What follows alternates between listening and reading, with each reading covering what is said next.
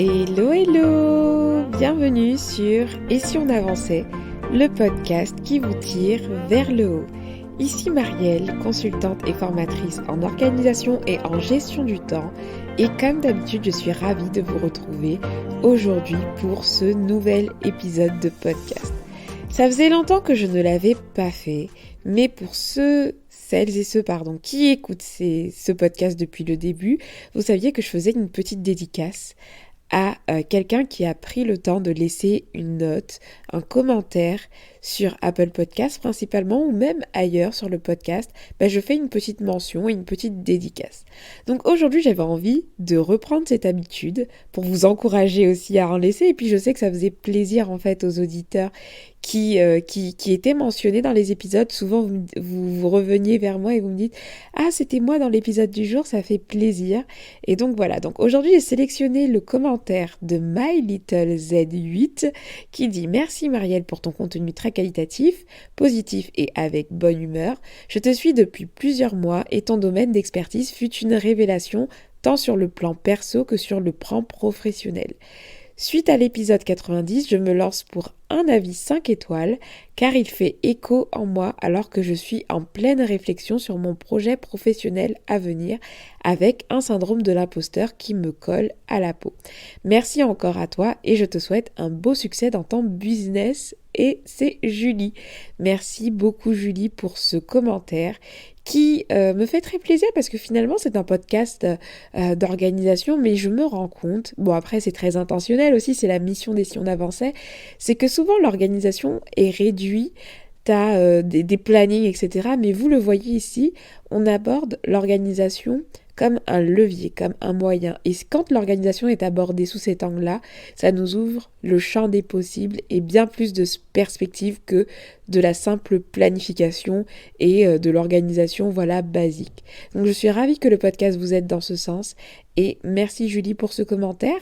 Si vous aussi vous avez envie de partagez votre avis sur le podcast parce que vous appréciez ce que je partage, n'hésitez pas à le partager en fait autour de vous, mais aussi à laisser une note ou un avis sur la plateforme sur laquelle vous l'écoutez parce que ça permet au podcast d'être mieux référencé. Merci en tout cas à toutes celles et ceux qui prennent le temps de le faire. Passons maintenant au sujet du jour. Aujourd'hui, nous allons parler de la distraction. Je ne sais pas si c'est un terme qui vous est familier, mais sûrement si vous naviguez de toute façon autour de ce podcast, si vous écoutez beaucoup de contenu ou lisez des articles autour de l'organisation, la gestion du temps, vous avez sûrement entendu parler de la distraction. On en parle souvent, j'en parle souvent. La distraction est un fléau actuellement. C'est d'ailleurs en réalisant comment la distraction pouvait nous freiner ou nous distraire à un tel point qu'on n'avance pas sur nos projets ou qu'on en fasse d'autres qui n'ont rien à voir, que j'ai eu envie finalement de lancer Et si on avançait, mais elle est souvent réduite aux notifications, aux interruptions, alors que pour moi la distraction ça va beaucoup plus loin que de simples interruptions, que des petites notifications, parce que la distraction peut avoir en fait peut être complètement autre chose. Et mon challenge à travers cet épisode de podcast, c'est d'ouvrir vos perspectives par rapport, par rapport à la distraction, parce que vous allez vous rendre compte que finalement, on peut être distrait à plusieurs niveaux et que l'impact de cette distraction, en fonction du niveau où elle apparaîtra, ne sera pas le même. Les conséquences ne seront pas les mêmes et pourtant, la distraction dont on parle le moins, celle que je vais vous apporter du coup, que je vais vous présenter, en tout cas moi je ne l'ai jamais vue abordée dans un article ou dans un épisode de podcast sous cette forme, je trouve que c'est celle qui a le plus d'impact négatif. On va voir ensemble du coup comment identifier clairement une distraction, qu'est-ce que c'est concrètement, comment la distinguer d'un temps de détente et de divertissement sain, c'est-à-dire parce que des fois la distraction, on a tendance à mettre tout dans le même panier. Les réseaux sociaux, c'est une distraction, alors qu'en réalité, non, ce n'est pas forcément une distraction, tout dépend de comment c'est utilisé et de quand c'est utilisé. Quel est l'impact finalement de la distraction sur nos vies et comment s'en débarrasser. Donc on va voir tout ça ensemble, asseyez-vous bien et vraiment ouvrez élargissez vos perspectives. Alors, qu'est-ce que c'est que la distraction ? Si on prend la définition de la distraction, c'est une action de distraire. Si on prend la définition plus longue, on lit « manque d'attention habituelle ou momentanée aux choses dont on devrait normalement s'occuper, l'esprit étant absorbé par un autre objet ». C'est-à-dire que quand on parle de cette définition, moi, il y a un truc qui me fait rebondir, c'est que, en fait, la distraction, c'est que normalement, on devait s'occuper de quelque chose, mais notre esprit, il est absorbé par autre chose. Donc, avec cette définition, on peut tirer plusieurs choses. Premièrement, on peut tirer quoi ? On peut en tirer que la distraction, finalement, nous éloigne de nos objectifs. En synonyme, on a aussi par exemple le fait de faire diversion. Et quand on fait diversion, vous voyez dans les films, souvent quand il y a quelqu'un qui fait diversion, c'est quelqu'un ou quelque chose qui va détourner l'attention de quelqu'un pendant un moment donné pour distraire, pour laisser à quelqu'un d'autre finalement l'opportunité de mener une action. La distraction va agir comme ça dans votre quotidien. Donc en gros, c'est quelque chose qui va venir faire diversion. Au lieu de vous occuper de ce que vous devriez vous occuper, vous allez faire tout autre chose. Donc, ça veut dire qu'il peut exister des distractions au niveau microscopique. Donc, quand je parle de niveau microscopique, c'est ce qui vous empêche, par exemple, de réaliser une tâche donnée durant un moment donné, mais aussi, du coup, au niveau macroscopique. Donc, quelque chose qui va vous distraire et vous empêcher d'avancer dans votre but, dans vos projets ou même dans votre mission de vie. Et souvent, on s'arrête à la distraction qui est microscopique. Vous allez lire un article de blog sur la distraction, vous allez vouloir reconquérir votre concentration et vous allez mettre votre focus sur la distraction microscopique. C'est-à-dire que vous devez réaliser une tâche, mais votre smartphone vous distrait par exemple, et du coup, ce que vous allez faire, c'est que vous allez mettre en place des actions qui vont vous aider à neutraliser les notifications, etc. Alors que la distraction macroscopique, elle fait encore plus de ravages. Pourquoi ? Parce qu'elle a un impact finalement sur du plus long terme. Et souvent, on oublie qu'on peut être distrait à court terme, mais aussi à long terme. Exemple de distraction macroscopique, c'est que vous devez lancer le projet X, mais vous êtes distrait par le projet Y. Vous devriez être dans, je sais pas, tel métier, mais vous êtes complètement à côté de ce que vous devriez faire. Ce type de distraction, je pense que c'est la plus compliquée à identifier parce qu'elle demande un tel niveau de clarté, un tel niveau d'introspection que souvent on la loupe. Et c'est là en fait que je voulais attirer votre attention dans cet épisode qui s'intitule donc un regard nouveau sur la distraction. C'est que la distraction, ça va beaucoup plus loin que votre distraction au quotidien liée aux réseaux sociaux, aux notifications, etc. C'est que vous pouvez être distrait également globalement dans votre vie. Et c'est très très très important de faire la distinction entre les deux, mais je vais le développer tout à l'heure quand on va parler des impacts. Il faut aussi apprendre à distinguer la distraction de la détente volontaire. Par exemple, si votre moment de pause, de repos était prévu à l'avance, qu'il intervient dans un contexte où vous êtes par exemple organisé, que vous avez un système d'organisation au service de votre vie, qui vous le permet, ce n'est pas une distraction. On peut dire donc que c'est plutôt du divertissement, quelque chose qui vous fait du bien. Par contre, si ces moments de détente viennent combler des vides ou sont là pour remplacer des tâches que vous devriez faire, des projets sur lesquels vous devriez avancer, que vous ne faites pas, qui ne sont pas organisés ni planifiés, là, ça devient de la distraction. Et un autre exemple qu'on ne voit jamais, pour ouvrir encore plus votre perspective de la distraction, c'est que si vous aviez prévu de vous reposer et que d'un coup vous vous mettez à travailler par culpabilité, c'est-à-dire que, je sais pas, vous avez prévu un week-end ou des vacances et que d'un coup vous culpabilisez ou que vous êtes distrait que vous n'arrivez pas à vous mettre dans votre mood de vacances, etc. et que vous vous mettez à travailler même pas par plaisir, etc. c'est aussi de la distraction. Car ce n'est pas ce qui était prévu à la base. qu'est-ce que cette analyse nous permet de dire? C'est que finalement, la distraction, c'est pas forcément la nature de la chose qui est une distraction. C'est plutôt le moment dans lequel il intervient et s'il s'éloigne du but. Vous voyez ce que je veux dire? Donc ça veut dire que même quelque chose qui pourrait paraître positif, donc le fait de travailler sur une tâche X, voilà, ça peut devenir une distraction si de base vous devez travailler sur la tâche Y. Quelque chose peut être une source de distraction pour vous aujourd'hui et ne pas l'être un autre jour. Comment savoir si c'est une distraction? C'est simple, s'il vous éloigne d'un but, c'est une distraction. Et donc, en conclusion, la distraction, c'est tout ce qui s'accapare de votre attention alors qu'elle devrait être allouée à autre chose. Ça veut dire que techniquement, plus vous aurez les objectifs clairs et moins vous serez distrait. Mais on va voir ensemble. Quel est l'impact finalement de la distraction au niveau microscopique? Déjà au niveau microscopique, vous allez par exemple prendre plus de temps à réaliser une tâche donnée. Si vous êtes en train de rédiger un mail et que vous vous arrêtez à chaque seconde pour regarder vos notifications sur Instagram, pour répondre à un message WhatsApp, pour aller sur Instagram et scroller, au lieu de répondre à ce mail qui vous demande peut-être un petit effort de réflexion, au lieu de prendre 20 minutes, vous allez peut-être prendre 1 heure. Donc vous perdez du temps quand vous êtes distrait de façon microscopique. Vous n'allez pas atteindre l'objectif microscopique fixé. Et ça, c'est au niveau des paramètres aussi. Donc, si vous étiez fixé 1 heure pour le faire, vous allez prendre déjà 2 heures. Mais aussi, peut-être que vous n'allez même pas réussir à faire ce que vous devriez faire. Donc, ça aussi, c'est un impact.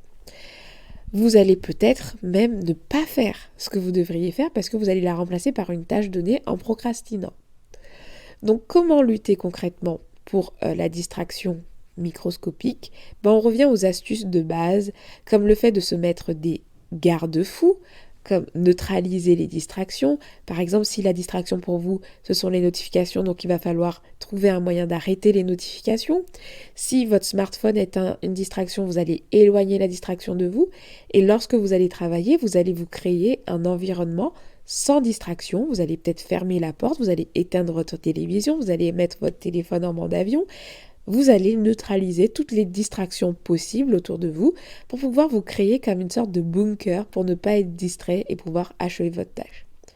L'autre élément aussi qui est important pour lutter contre la distraction microscopique, c'est d'identifier clairement ses tâches prioritaires. Parce que lorsqu'on n'identifie pas ses priorités de la journée, qu'est-ce qui va se passer? C'est que des tâches qui ne vont pas être importantes, mais qui vont être urgentes, vont venir se glisser dans votre liste de tâches. Vous allez vouloir vous en occuper très très vite et vous allez passer votre temps à gérer des urgences, alors qu'en réalité, vous devriez mettre votre focus sur ce qui est réellement important. Donc, identifiez clairement vos tâches prioritaires et mettez en place des garde-fous qui vont venir neutraliser toutes les interruptions, toutes les distractions potentielles durant votre session de travail. Maintenant, en ce qui concerne la distraction macroscopique, c'est quelque chose de plus complexe, de plus grand, parce que effectivement, je vais vous encourager à ouvrir vos perspectives, mais pour celle-ci, ça demande vraiment un vrai travail de fond.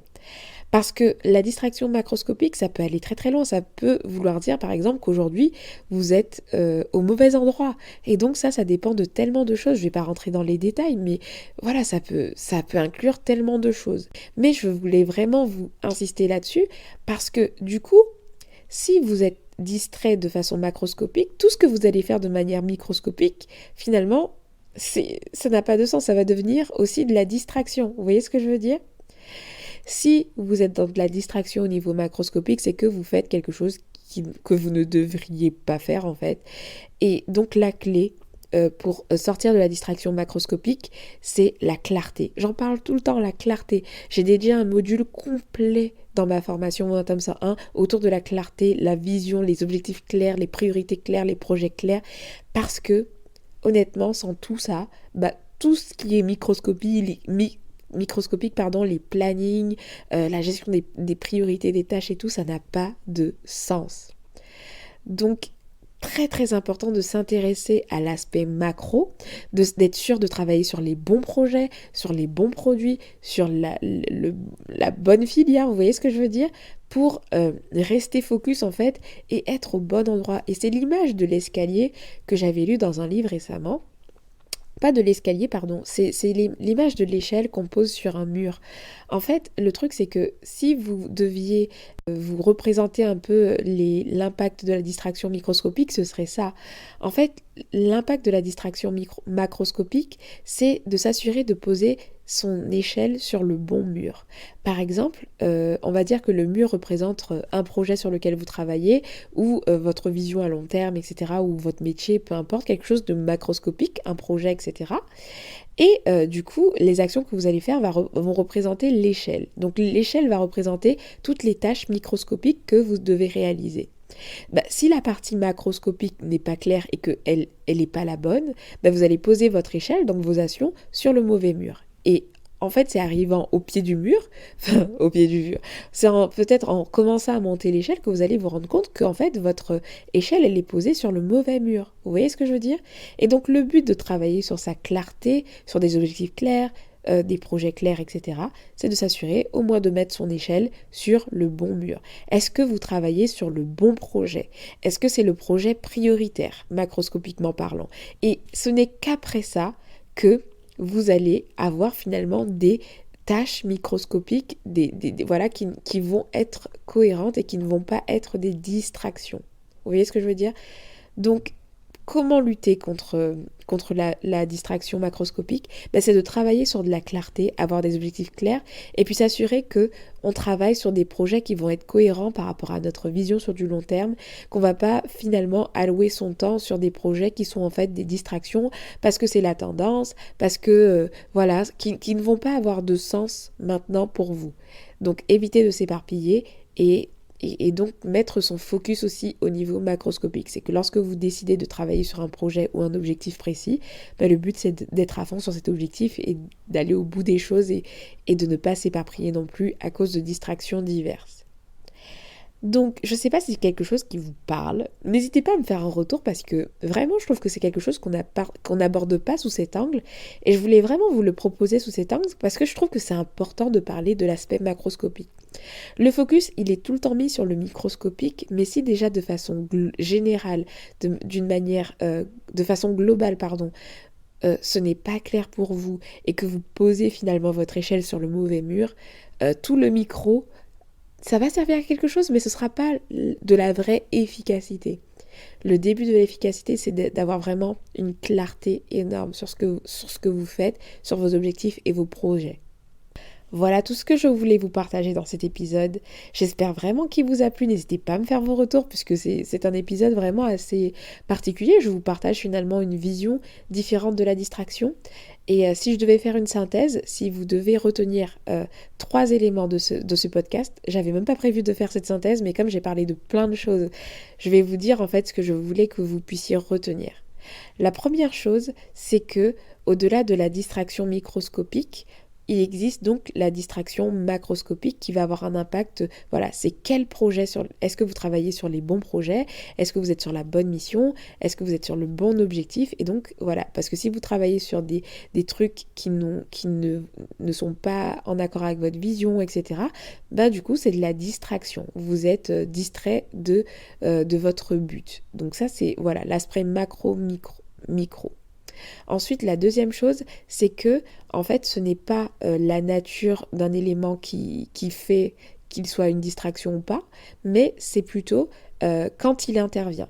Parce que, par exemple, les réseaux sociaux, ça peut être vu comme une distraction, mais si vous utilisez les réseaux sociaux d'une façon disciplinée à des moments précis et que ça n'empiète pas par rapport à vos objectifs et vos priorités personnelles, etc., ce n'est plus une distraction.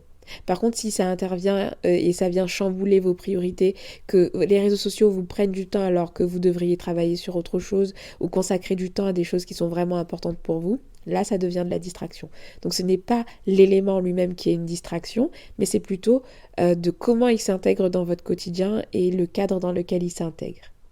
Et puis, la troisième chose, c'est vraiment travailler sur votre clarté le plus possible, puisque d'elle va découler en fait finalement de ce qu'est une distraction ou ce qui ne l'est pas. Plus vos priorités seront claires, plus vos objectifs seront clairs, plus vos projets macroscopiques seront clairs et plus vous aurez de la probabilité d'avancer sur des sujets au quotidien qui ne seront pas des distractions. Voilà ce que je voulais vous partager dans cet épisode, j'espère qu'il vous a plu. S'il vous a plu, comme je disais en début d'épisode, n'hésitez pas à le faire savoir en laissant un avis, une note. En tout cas, ça me fait plaisir de partager ce type de concept avec vous. D'ici là, vraiment, prenez soin de vous et je vous donne rendez-vous au prochain épisode. Ciao, ciao!